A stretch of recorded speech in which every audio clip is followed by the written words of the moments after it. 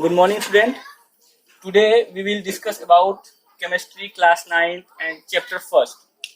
First of all, we will discuss our topics. हमें lesson first में क्या क्या पढ़ने हैं इस टॉपिक्स के बारे में हम बात करेंगे. तो सबसे पहला टॉपिक हमारा जो चैप्टर फर्स्ट का है वो है मैटर. इसमें हमें पढ़ने हैं what is matter and examples of matter. उसके बाद से characteristics of particles of matter and then properties of solid, liquid and gases, and after that diffusion. What is diffusion? इसके बाद change of state of matter जिसमें हम पढ़ेंगे melting, vaporization, freezing and condensation.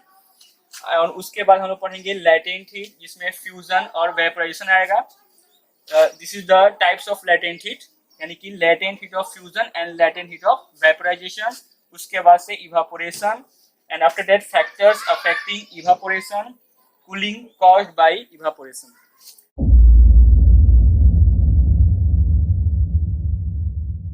Let us discuss about our first topic, matter.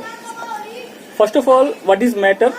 Matter क्या होता है? इसका हिंदी जो वर्ड है वो द्रव्य या इसको हम लोग पदार्थ भी कहते हैं.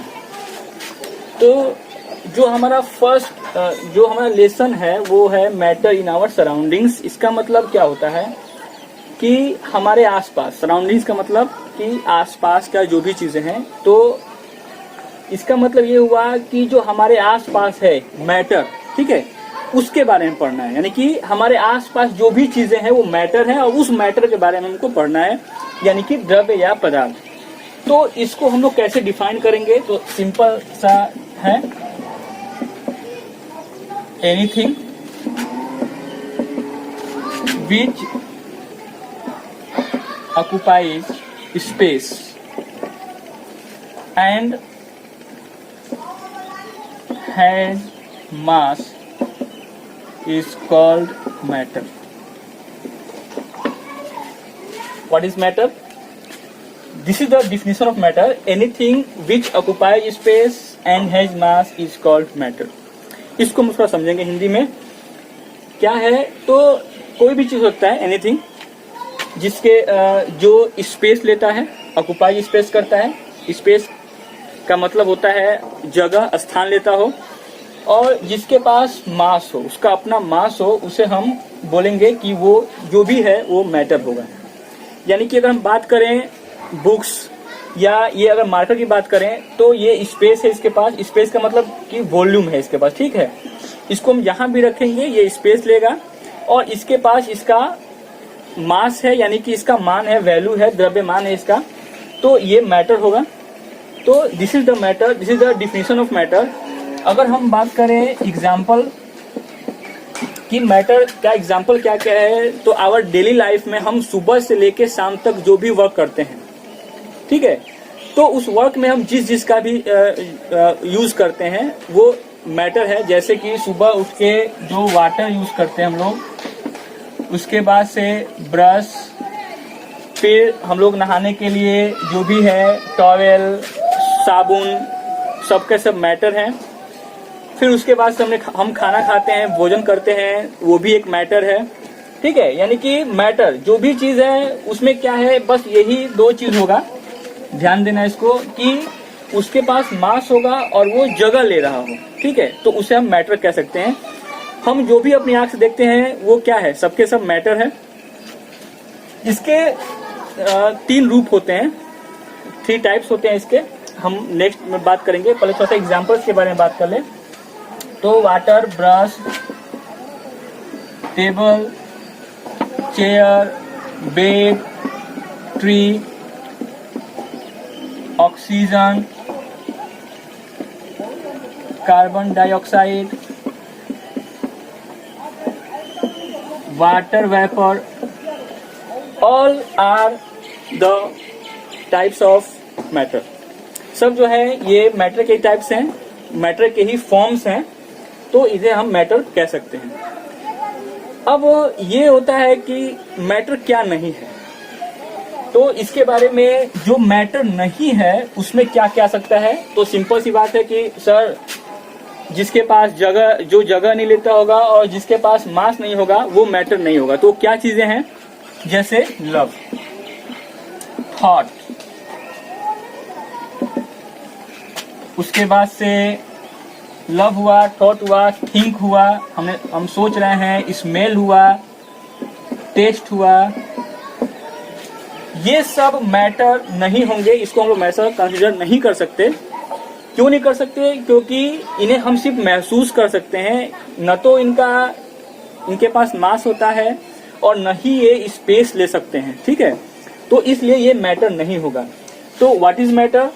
तो anything which occupies space and has mass is called matter. Example के तौर पे मैंने यहाँ पे बहुत सारी चीजें लिख दी हैं जो आप लोगों को समझ में आ गई होंगी। अब हम बात करेंगे फिजिकल नेचर ऑफ मैटर।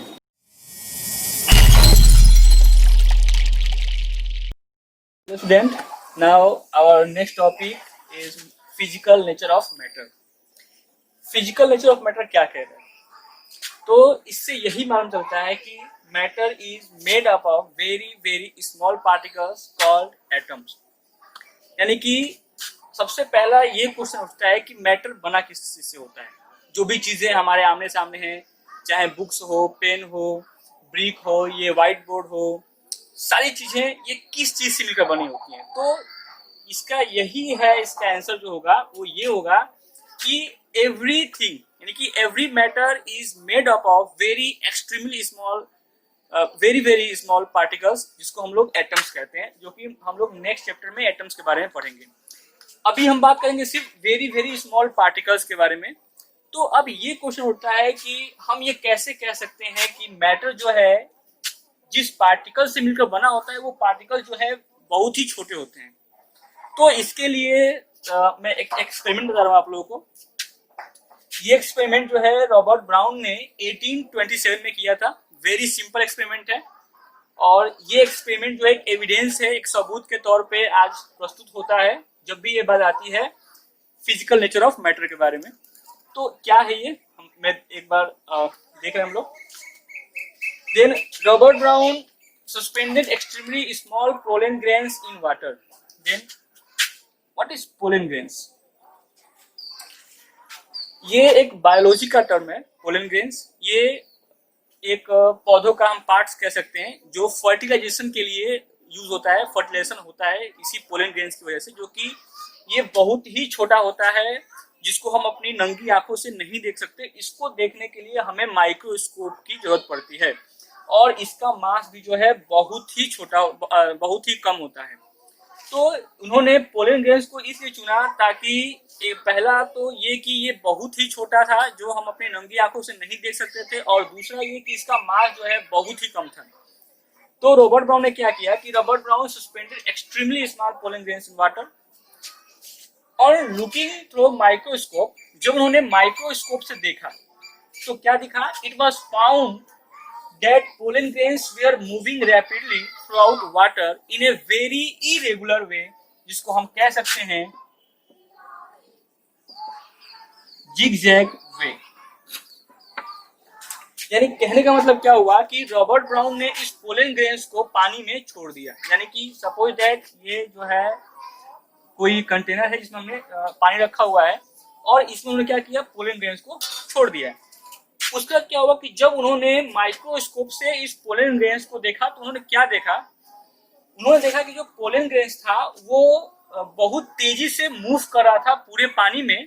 और वो कैसे कर रहा था? तो वेरी इरेगुलर वे, जिसको हम जिगजैग वे कहते हैं। जिगजैग का मतलब क्या होता है कि इस तरह का मोशन करना कि अगला स्टेप कहाँ चलना है, कहाँ जाएगा, हमें ये पता नहीं होता है। जैसे अगर ये हम मोशन कर रहे हैं तो अगला स्टेप यहाँ जाएगा कि यहाँ जाएगा कि यहाँ जाएगा, ये अगर हमें पता नहीं है तो इस तरह का जो मोशन होता है उसे हम जिगजैग मोशन कहते हैं। तो इस तरह से ये मोशन कर रहा था ये जो है पोलन ग्रेन्स, जब उन्होंने माइक्रोस्कोप से पानी के अंदर देखा। तो ये उनका जो है ऑब्जर्वेशन था, लेकिन उन्होंने कंक्लूजन क्या दिया, उन्हें क्या समझ में आया इस एक्सपेरिमेंट से, मैं आप लोगों को समझाता हूँ। सबसे पहला तो ये है कि जो वाटर के पार्टिकल्स हैं वो हमें दिखाई तो दे नहीं रहे थे। ये पोलन ग्रेन जो है पानी में एक तो सस्पेंड मतलब गया, और जब उन्होंने इसको माइक्रोस्कोप से देखा तो पोलन ग्रेन जो है मूव करता उन्हें दिखाई दिया एक जिगजैग वे में, एक इरेगुलर तरीके से वो मोशन कर रहा था।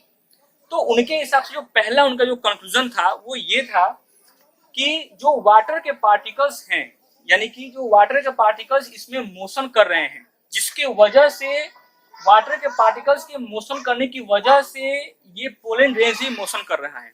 क्यों कर रहा है, यहाँ पे मैं लिख दिया हूं, the pollen grains move on the surface of water because, क्यों कर रहा है, क्योंकि they are constantly being hit by the fast moving particles of water, यानी कि जो वाटर के पार्टिकल्स थे वो मोशन कर रहे थे, यानी कि वो तो उसे देख नहीं पा रहे थे, लेकिन पोलन ग्रेन्स के मोशन के कारण उन्होंने ये बताया कि कहीं ना कहीं वाटर के पार्टिकल्स जो है मोशन कर रहे थे, जिससे पोलन ग्रेन्स टकरा के वो मोशन कर रहे थे जिगजैग वे में।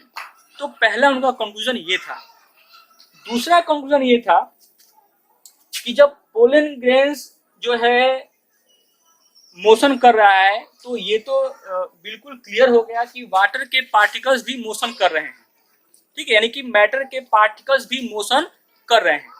दूसरा ये कंक्लूजन था उनका कि पोलन ग्रेन्स को हम माइक्रोस्कोप से देख पा रहे थे, पर वाटर के पार्टिकल्स को हम माइक्रोस्कोप से नहीं देख पा रहे थे, जिसका दूसरा उनका कंक्लूजन ये निकला कि जो वाटर के पार्टिकल्स वो इतने छोटे थे कि हम उन्हें माइक्रोस्कोप से भी नहीं देख पा रहे थे। तो जो उन्होंने 1827 में रॉबर्ट ब्राउन ने एक्सपेरिमेंट किया, उस एक्सपेरिमेंट से हमें दो बहुत ही इंपॉर्टेंट कंक्लूजन मिला। पहला कंक्लूजन तो हमें ये मिला कि every matter is made up of very very small particles, और दूसरा कंक्लूजन ये मिला कि द पार्टिकल्स ऑफ मैटर, यानी कि जो ये स्मॉल पार्टिकल्स हैं, ये पार्टिकल्स हमेशा मोशन करते रहते हैं मैटर में, यानी कि the particles of matter are always in motion. तो ये कंक्लूजन जो है मिला। तो अब मैं यहाँ बात कर ले रहा हूँ इसका जो कंक्लूजन था रॉबर्ट ब्राउन के एक्सपेरिमेंट का।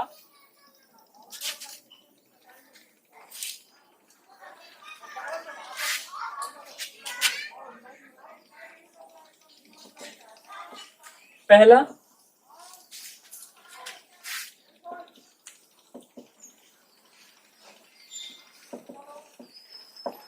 the particles of matter are always in motion, और सेकेंड है the particles of matter are very very small। ये दो कंक्लूजन जो है रॉबर्ट ब्राउन ने अपने 1827 में जो एक्सपेरिमेंट किया था, उस एक्सपेरिमेंट में ये दो कंक्लूजन उन्होंने दिया। पहला, the particles of matter are always in motion. कैसे उन्होंने डिस्क्राइब किया इसको कि हमेशा मोशन करता है, इसलिए कि जो पोलन ग्रेन्स थे उन्होंने जब माइक्रोस्कोप से देखा तो ये मोशन कर रहा था, तो उन्हें समझ में आ गया कि हो ना हो वाटर के पार्टिकल जो है मोशन कर रहे हैं, जिससे ये टकरा के मोशन कर रहा है, ठीक है। पहला ये हुआ, और दूसरा ये हुआ the particles of matter are very very small. तो हम वे जो है माइक्रोस्कोप से पोलन ग्रेन्स को देख पा रहे थे, पर वाटर के पार्टिकल्स को नहीं देख पा रहे थे, जिससे उनका दूसरा जो कंक्लूजन था वो ये था कि the particles of matter are very very small. तो this is the best evidence for the motion of particles of matter, and the particles of matter are very